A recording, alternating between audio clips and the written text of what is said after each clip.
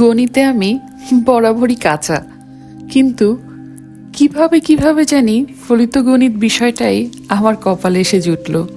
তারপরে আর কোনো কিছু না ভেবে আমি এই বিষয়ে ভর্তি হলাম। তারপর সে তো প্রায় 5 বছরের একটা ইতিহাস।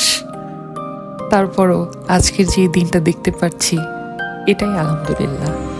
এই তো, এটাই আমার গল্প।